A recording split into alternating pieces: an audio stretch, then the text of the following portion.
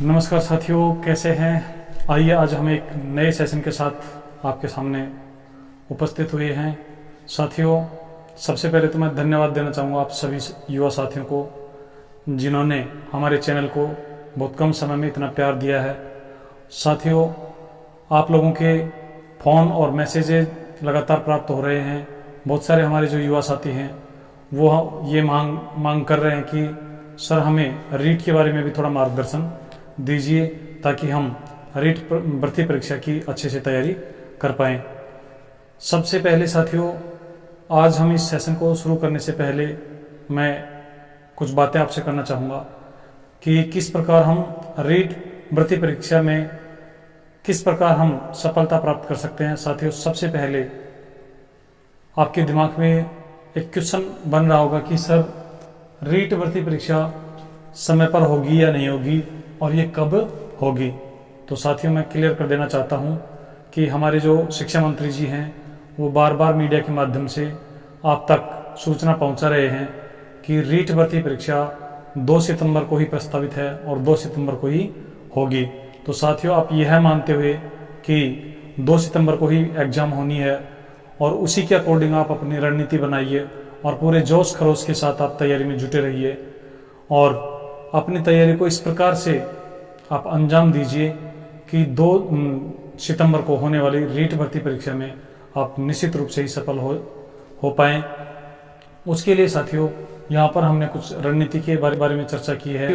आज हम यहाँ पर चर्चा कर रहे हैं कि किस प्रकार हम प्रतियोगी परीक्षाओं में सफलता प्राप्त कर सकते हैं।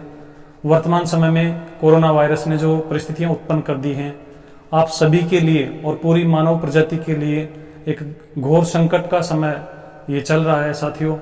लेकिन फिर भी हम हिम्मत नहीं हारेंगे और सब परिस्थितियों से संघर्ष करते हुए आप लोग अपनी जो पढ़ाई है उसको आप जारी रखिए और उसमें साथियों हम आपकी मदद करने के लिए बिल्कुल पूर्णतः तैयार हैं।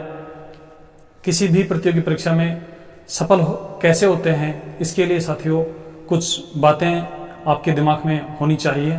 सबसे पहले जो बात है वो ये है कि संबंधित प्रतियोगी परीक्षा जिसमें आप सफल होना चाहते हैं उस परीक्षा के प्रति, उस जॉब के प्रति आपकी रुचि कैसी है। साथियों, मैं यहाँ पर रुचि को 1 नंबर देना चाहूँगा, अर्थात सबसे जो प्रायोरिटी रहेगी वो आपकी रुचि होगी। क्योंकि साथियों, यदि आपकी रुचि रीट भर्ती के प्रति है, अर्थात आप अध्यापक बनना चाहते हैं, आपकी रुचि टीचिंग में है, आप प्रोफेशन के रूप में टीचिंग को अपना प्रोफेशन बनाना चाहते हैं, तो निश्चित रूप से ही आप सफलता के बहुत नज़दीक होंगे। साथियों, जैसे हमारे कुछ साथी ऐसे हैं जिनकी राजस्थान पुलिस में रुचि है, तो वो राजस्थान पुलिस में सफल होने के उनके चांस ज़्यादा रहते हैं। कुछ साथी ऐसे हैं जो पटवार परीक्षा की तैयारी कर रहे हैं, कुछ हमारे साथी अलग अलग परीक्षाओं की तैयारी कर रहे हैं। तो साथियों, किसी भी प्रतियोगी परीक्षा में सफल होने के लिए सबसे पहला जो फैक्टर होता है वो अभ्यर्थी की रुचि होती है। अभ्यर्थी जिस भी परीक्षा में रुचि रखता है, जिस भी जॉब के प्रति उसकी रुचि होती है, उस जॉब के लिए जो परीक्षा आयोजित होने वाली होती है साथियों, उसके लिए वो पूरी जी जान से तैयारी करता है। तो मैं आपको सबसे पहले यही कहना चाहूँगा कि आप अपनी रुचि को पहचानिए और जिस क्षेत्र में आपकी रुचि है आप उसी से संबंधित जो प्रतियोगी परीक्षाएं हैं उनकी आप तैयारी कीजिए। अब हम बात करते हैं कि जिन साथियों की रुचि अध्यापक बनने में है, टीचिंग में है, उन लोगों के लिए रीट भर्ती परीक्षा में किस प्रकार हम अधिकतम अंक प्राप्त करें, इसके लिए एक विशेष रणनीति की आज हम यहाँ पर चर्चा करने वाले हैं। साथियों, यहाँ पर सबसे पहले रुचि, उसके बाद दूसरा हमारा जो पॉइंट है वो परीक्षा पैटर्न है। साथियों, तो आपको रीट भर्ती परीक्षा का जो पैटर्न है, जो एग्जाम पैटर्न है, वो आपके दिमाग में बिल्कुल क्लियर होना चाहिए। और साथियों, हम यहाँ पर चर्चा करना चाहेंगे कि रीट भर्ती परीक्षा का जो परीक्षा पैटर्न है उसमें 150 सवाल पूछे जाते हैं जो 5 सेक्शन में बटे हुए होते हैं। साथियों, एक सेक्शन 30 अंकों का होता है, 30 ही उसमें क्वेश्चन पूछे जाते हैं। और पहला सेक्शन साथियों जो होता है मनोविज्ञान का होता है, शिक्षा मनोविज्ञान का होता है, बाल विकास का होता है। उसके अलावा यदि हम बात करें रीट लेवल 1 की, तो उसमें 30 क्वेश्चन लैंग्वेज के होंगे, जिसमें आपके 30 और 30 60 क्वेश्चन हो जाएंगे कुल मिलाकर लैंग्वेज के। आपसे 2 लैंग्वेज के सवाल पूछे जाते हैं, जो आपको विकल्प के रूप में फॉर्म भरते समय विकल्प दिया जाता है कि आप कौन सी 2 लैंग्वेज लेना चाहते हैं। उसके बाद साथियों 30 क्वेश्चन पर्यावरण अध्ययन के पूछे जाते हैं और 30 क्वेश्चन गणित के पूछे जाते हैं। तो ये परीक्षा का जो पैटर्न है वो आपके दिमाग में क्लियर होना चाहिए। इसके बाद हम बात करते हैं कि परीक्षा का पैटर्न भी आपके दिमाग में क्लियर है और हम उस परीक्षा के पैटर्न के अनुसार किस प्रकार हम अपनी तैयारी को मजबूती के साथ इतना सुदृढ़ तरीके से नियोजित प्लानिंग के साथ करें कि हम परीक्षा में निश्चित रूप से ही सफलता अर्जित कर पाएं। तो उसके बाद साथियों आप लोगों को सिलेबस के बारे में पूरा A to Z पता होना चाहिए कि जो 5 सेक्शन आपकी परीक्षा पैटर्न में शामिल किए गए हैं उनका सिलेबस क्या है। और सिलेबस की कॉपी आपके पास होनी चाहिए, मोर देन 2 और 3 कॉपी आपके पास होनी चाहिए। आप जगह जगह आप जहां आपका जो स्टडी रूम है उसमें भी आपके सिलेबस की जो प्रति है वो लगी होनी चाहिए। आपको सिलेबस पूरा याद होना चाहिए कि साथियों कौन से सेक्शन में क्या क्या सिलेबस है। सिलेबस यदि आपकी क्लियर है तो उससे एक बेनिफिट होता है कि आप लोगों को यह पता रहता है कि हमें कौन सा टॉपिक पढ़ना है और किस टॉपिक को छोड़ना है। क्योंकि मार्केट में जो गाइड उपलब्ध करवाई जा रही है साथियों, उनमें एग्जाम का जो सिलेबस है हूबहू उसी के अनुसार न होकर उनमें कुछ एक्स्ट्रा और कुछ कम टॉपिक भी होते हैं। तो आप लोगों को सिलेबस का पूर्ण ज्ञान होना चाहिए। उसके बाद साथियों अगले पॉइंट पर आती है हमारी रणनीति। अब साथियों यहाँ पर हमने बात करी कि 5 सेक्शन होते हैं। 5 सेक्शन में शिक्षा मनोविज्ञान, 2 सेक्शन लैंग्वेज के, 1 मैथ का और 1 साथियों पर्यावरण का होता है। तो प्रत्येक सेक्शन की अलग रणनीति होगी। हमारे सभी साथियों की जो समझ है वो 5 सेक्शन में एक जैसी नहीं होती है। और विशेषकर हमारे जो ग्रामीण परिवेश के जो युवा साथी हैं वो अक्सर अंग्रेजी और गणित में अपने आप को असहज महसूस करते हैं। साथियों हम यहाँ पर अंग्रेजी का तो विकल्प संस्कृत के रूप में भी ले सकते हैं, लेकिन गणित का कोई विकल्प नहीं है। गणित के सवाल जो 30 पूछे जाएंगे वो आपको परीक्षा में देखने को ही मिलेंगे। वो प्रत्येक अभ्यर्थी के लिए, प्रत्येक परीक्षा देने वाले अभ्यर्थी के लिए वो अनिवार्य होते हैं। और गणित एक ऐसा विषय है जिसके 30 क्वेश्चन आपके सिलेक्शन और रिजेक्शन में निर्णायक होते हैं। साथियों यदि आप लोगों को गणित विषय में अच्छी समझ है और गणित में आप अच्छा स्कोर कर पाते हैं तो आपकी सफलता की जो संभावनाएं हैं वो भी बढ़ती हैं और सफलता के साथ आपकी जो रैंक है साथियों वो भी बहुत अच्छी आती है। और साथियों मैं बात करना चाहूँगा कि गणित विषय में हम किस प्रकार 30/30 प्राप्त करेंगे। साथियों आज हम यहाँ पर विशेष रूप से गणित विषय की चर्चा करने वाले हैं। गणित एक ऐसा विषय है जो यदि आपको समझ में आ जाता है तो साथियों सबसे सरल विषय होता है। उसमें आप 30 में से 30 बहुत आसानी से प्राप्त कर सकते हैं। और यदि साथियों उसमें यदि आपकी समझ ठीक नहीं है, आपको समझ में नहीं आता है, तो साथियों फिर सबसे कम स्कोर भी गणित में ही होता है। लेकिन मैं यहाँ पर आपको बताना चाहता हूँ कि यदि आपको सिस्टमेटिक गणित पढ़ने का अवसर मिले, आपको बिल्कुल टू द पॉइंट सिलेबस के अकॉर्डिंग और बिल्कुल 0 लेवल से कंसेप्ट के साथ आपको गणित पढ़ने का यदि अवसर मिल जाए तो निश्चित रूप से ही साथियों आपका गणित का जो रुचि है, गणित के प्रति जो रुचि है वो निश्चित रूप से बढ़ेगी और आपका जो स्कोर है वो 30/30 प्राप्त कर पाएंगे। तो साथियों आज हम यहाँ पर चर्चा करेंगे गणित विषय के सिलेबस की और किस प्रकार हम उसमें 30/30 प्राप्त करके हमारी जो रीट परीक्षा है उसमें बहुत ही अच्छी रैंक के साथ हम सफल कैसे होंगे। तो उसके लिए आप देखते रहिए हमारे आज ये जो सेशन है, ये आज का जो पूरा सेशन है वो मुख्य रूप से गणित विषय के प्रति समर्पित है। तो अभी हम हमारा जो गणित विषय का सिलेबस है उसकी चर्चा करते हैं। साथियों सबसे पहले आपने देख लिया होगा कि हमारे जो गणित का जो सिलेबस है उसमें लिखा हुआ है 1 करोड़ तक की पूर्ण संख्याएं। आपको 1 करोड़ तक की पूर्ण संख्याओं का ज्ञान होना चाहिए। उसके बाद साथियों लिखा हुआ है स्थानीय मान। संख्याओं में अंकों का स्थानीय मान कैसे होता है, उनसे संबंधित प्रश्न कैसे पूछे जाते हैं। उसके बाद साथियों लिखा हुआ है तुलना। संख्याओं की आपस में तुलना कैसे की जाती है, आरोही क्रम क्या होता है, अवरोही क्रम क्या होता है। उसके बाद साथियों विभिन्न जो टॉपिक हैं वो अभी मैं आपको यहाँ पर एक एक करके समझाने वाला हूँ। और मैं आपको दावे के साथ कह सकता हूँ कि यदि आप हमारे वीडियो को लगातार देखते हैं, हमारी जो क्लासेज हैं आप उनको लगातार लेते हैं, तो आपकी गणित विषय के प्रति इतनी रुचि जागृत कर देंगे कि आपको सबसे आसान विषय गणित लगने लगेगा और सबसे अधिक स्कोर भी आप गणित में ही कर पाएंगे। और मैं आपसे ये दावा करता हूँ साथियों कि आप सबसे पहले गणित विषय के ही सवालों को पेपर में ढूंढेंगे और सबसे पहले गणित के ही सवालों को अटेंड करेंगे। क्योंकि साथियों किसी भी विषय को पढ़ाने का एक मेथड होता है। आप यदि अच्छे मेथड से पढ़ते हैं तो आपकी उस विषय में रुचि जागृत हो जाती है। और साथियों जैसे आप लोगों की खेलने में रुचि होती है तो आप सब कुछ त्याग कर भी खेलने के लिए समय निकाल लेते हैं। ऐसे ही साथियों यदि आप लोगों की गणित विषय के प्रति रुचि जागृत हो जाएगी तो आप अन्य विषयों के साथ साथ गणित विषय को भी पढ़ना शुरू कर देंगे। और गणित एक ऐसा विषय है जिसमें रटने की चीज़ें बहुत कम है साथियों। और यदि समझ आपकी उसमें डेवलप हो जाती है, समझ विकसित हो जाती है, तो उसमें 30/30 अंक प्राप्त करना कोई बड़ी बात नहीं है। तो आइए हम चर्चा करते हैं गणित विषय के देखते हैं कि हमारा जो गणित का सिलेबस है उसमें सबसे पहले 1 करोड़ तक की पूर्ण संख्याएं। तो साथियों पूर्ण संख्याएं क्या होती हैं, 1 करोड़ तक की संख्याओं को कैसे लिखते हैं, ये इसमें देखा जाएगा। स्थानीय मान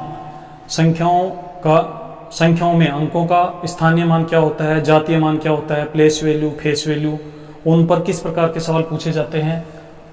तुलना साथियों यहाँ पर संख्याओं की तुलना कैसे करते हैं, आरोही क्रम क्या होता है, अवरोही क्रम क्या होता है, गणितीय मूल संक्रियाएं, जोड़ बाकी गुणा भाग। तो साथियों सिलेबस इतना सिंपल है कि इसमें बहुत ही बेसिक चीज़ें पूछी गई हैं। और बेसिक चीज़ों का यदि ज्ञान आपको है तो फिर आपको किसी प्रकार के डर की आवश्यकता नहीं है। भारतीय मुद्रा, ये साथियों आप अच्छे से जानते हैं कि भारतीय जो मुद्रा है उससे संबंधित सवाल पूछे जाते हैं। भिन्न की अवधारणा, उचित भिन्ने, समान हर वाली उचित भिन्नों की तुलना, मिश्र भिन्न, असमान हर वाली उचित भिन्नों की तुलना, भिन्नों के जोड़ बाकी गुणा भाग, एक एक नियम, लाभ हानि, औसत, सरल ब्याज, बहुत सारे इसमें टॉपिक दिए हुए हैं। उसके अलावा फिर हमारे सेकंड मैथ अर्थात ज्यामिति के भी कुछ प्रश्नावलियां हैं। साथियों मैं यहाँ आपको एक छोटे से एग्जाम्पल के माध्यम से समझाना चाहता हूँ कि यदि टीचिंग मेथड बहुत शानदार हो, मतलब पढ़ाने का जो तरीका है वो यदि प्रभावी हो, तो साथियों कमज़ोर से कमज़ोर हमारे जो अभ्यर्थी हैं, हमारे जो कमज़ोर से कमज़ोर साथी हैं, अर्थात जिनकी गणित में बिल्कुल भी समझ नहीं है, ऐसे साथी भी पहली बार में ही बहुत अच्छा स्कोर कर पाएंगे। उनकी समझ इतनी अच्छी बन जाएगी, उनकी रुचि इतनी जागृत हो जाएगी कि वो गणित के प्रति उनका लगाव बहुत बढ़ जाएगा। साथियों आइए देखते हैं, जैसे अभी हम भिन्नों की बात करते हैं साथियों, भिन्न, उचित भिन्न, अनुचित भिन्न, मिश्र भिन्न, इकाई भिन्न, यौगिक भिन्न, लंगड़ी भिन्न, दशमलव भिन्न। साथियों भिन्नों के बहुत सारे प्रकार हैं। यहाँ मैं आपको अभी एक छोटे से एग्जाम्पल से उचित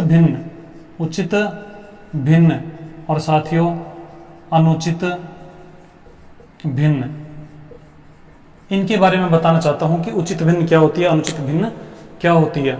साथियों मैं जो तरीका आपको बताने वाला हूं उससे आप लोगों को गणित आती है या नहीं आती है कोई मायने नहीं रखता। मैं ये मानकर चलूंगा कि आपको गणित में बिल्कुल 0 लेवल से उठाकर टॉप लेवल तक ले जाना है। तो साथियों देखिए उचित भिन्न और अनुचित भिन्न, सबसे पहले हमें यह पता होना चाहिए कि भिन्न क्या होती है। तो साथियों किसी संपूर्ण को टुकड़ों में तोड़ना भिन्न कहलाता है। जैसे ये साथियों एक रोटी है, इसको यदि हम 2 टुकड़ों में तोड़ दें तो ये हमारे जो टुकड़े हैं अब वो एक रोटी के टुकड़े हो गए हैं, भिन्न हो गए हैं। अर्थात ये वाला जो पार्ट है ये 1/2 कहलाएगा, ये वाला पार्ट भी 1/2 कहलाएगा। 1/2 का मतलब ये है कि हमने एक रोटी थी जिसको 2 भागों में बांटा, तो जितने भागों में बांटते हैं वो हमारा नीचे आता है साथियों, और फिर जितने भागों को हम दर्शाते हैं वो ऊपर रखा जाता है। अब यहाँ पर हम बात कर रहे हैं उचित भिन्न और अनुचित भिन्न, ये क्या होती हैं, कैसे इनको याद रखते हैं। साथियों भिन्न में जो संख्या ऊपर रखी जाती है उसको हम अंश बोलते हैं, जो संख्या नीचे होती है उसको हम हर बोलते हैं। आपने गणित की भाषा में किताबों में पढ़ा होगा उचित भिन्न, अनुचित भिन्न। जिस भिन्न का अंश छोटा हो हर बड़ा हो उसे उचित भिन्न कहते हैं, जिसका अंश बड़ा हो हर छोटा हो उसे अनुचित भिन्न कहते हैं। लेकिन साथियों ऐसे पढ़ने से आपको ये याद नहीं हुआ होगा और कंफ्यूजन रहा होगा।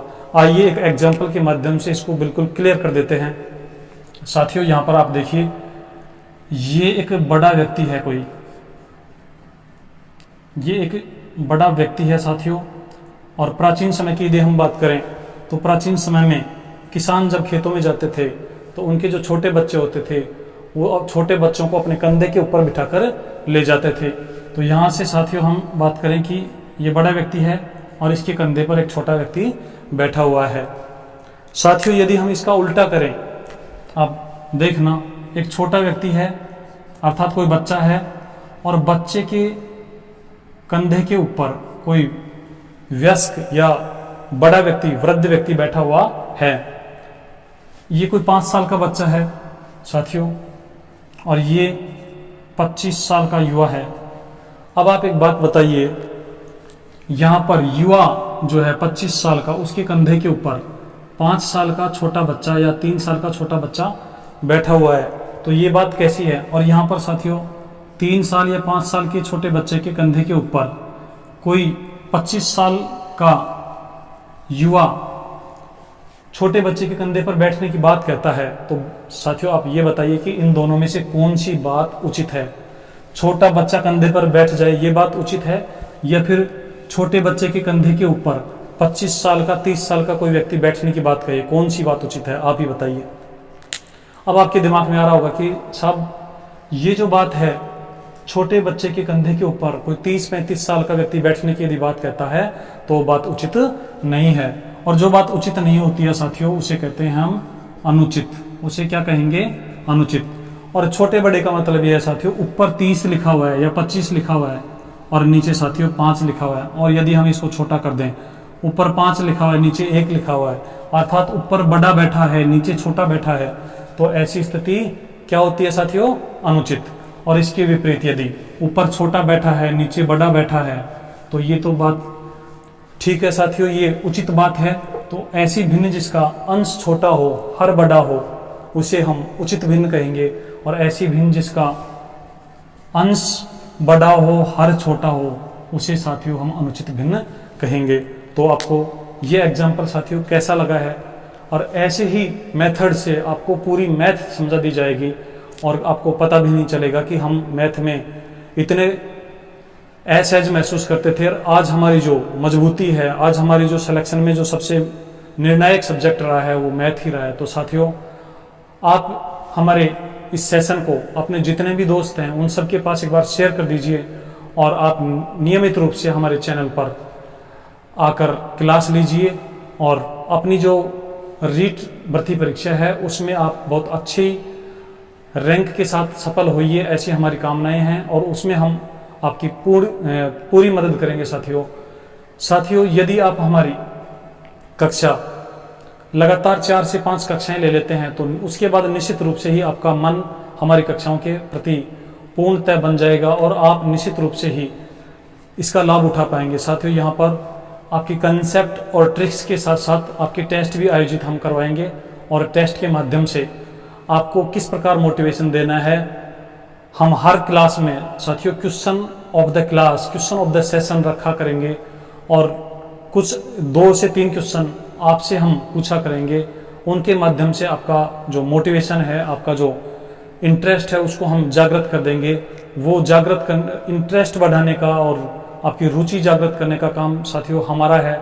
आपका काम केवल इतना सा है कि आप वीडियोज को कंटिन्यू एक बार देखने लग जाइए, चैनल को सब्सक्राइब कर लीजिए, और अपने जितने भी दोस्त हैं आप उन दोस्तों तक, जो भी आपके युवा साथी रीट भर्ती परीक्षा की तैयारी कर रहे हैं, आप वीडियो को, अपनी जो क्लास है, जो हमारा चैनल है, आप उसको एक बार उन सब तक पहुंचा दीजिए, शेयर कर दीजिए।